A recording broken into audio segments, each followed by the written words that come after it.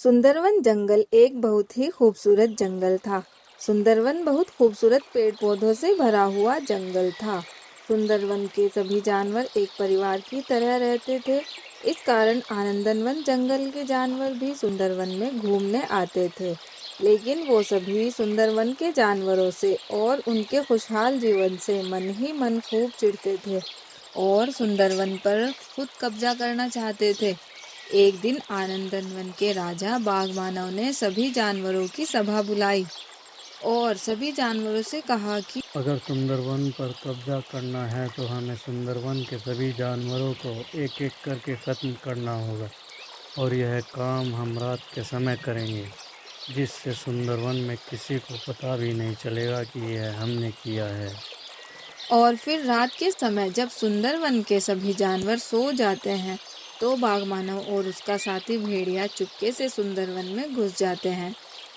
वहां पर अकेले चीता को सोते हुए देखकर चुपके से चीता पर हमला कर देते हैं और चीता को मारकर सुंदरवन से फरार हो जाते हैं। और फिर दूसरी रात में बाघमानव और भेड़िया सुंदरवन में आते हैं और हाथी को मारकर चुपके से भाग जाते हैं। अपने जानवरों को ऐसे अचानक से मरते हुए देख सुंदरवन के सभी जानवर परेशान हो जाते हैं और अपने राजा शेरा के पास जाते हैं और शेरा से कहते हैं कि महाराज, सुंदरवन के जानवर एक एक करके मारे जा रहे हैं और हमें ये भी नहीं मालूम कि इन्हें किसने मारा है, और ऐसे तो हमारे जंगल के सभी जानवर ख़त्म हो जाएंगे। जल्दी ही हमें इस समस्या का हल निकालना होगा। फिर शेरा लूसी लोमड़ी से कहता है कि लूसी, तुम जाकर पता लगाओ यह किस दरिंदे का काम है। लूसी कहती है, ठीक है महाराज, मैं जल्दी ही उस दरिंदे का पता लगा लूंगी। और लूसी उस हत्यारे का पता लगाने के लिए आनंदनवन जंगल में चली जाती है और वहां पर लूसी छुपकर देखती है कि बाघमानव ने अपनी प्रजा की एक सभा बुलाई है।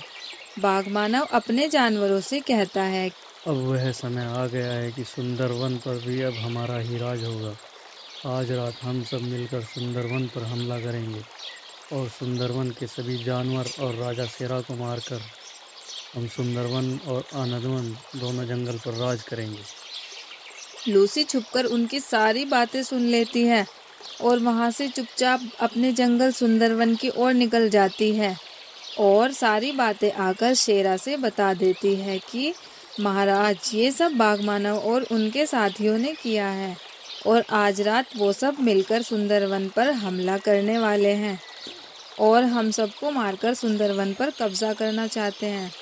शेरा कहता है, आज रात सब तैयार हो जाओ।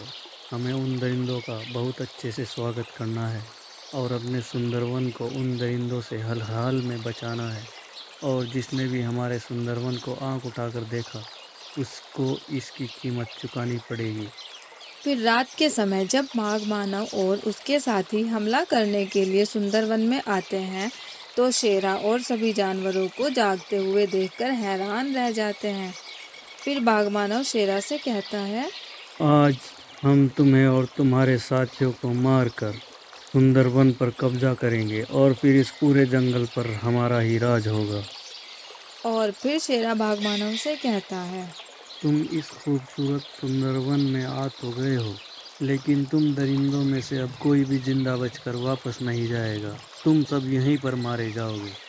और इतना कहते ही सुंदरवन के सभी जानवर बाघमानव और उसके सभी साथियों पर हमला कर देते हैं और उन सभी दरिंदों को मौत के घाट उतार देते हैं और सुंदरवन को तबाह होने से बचा लेते हैं।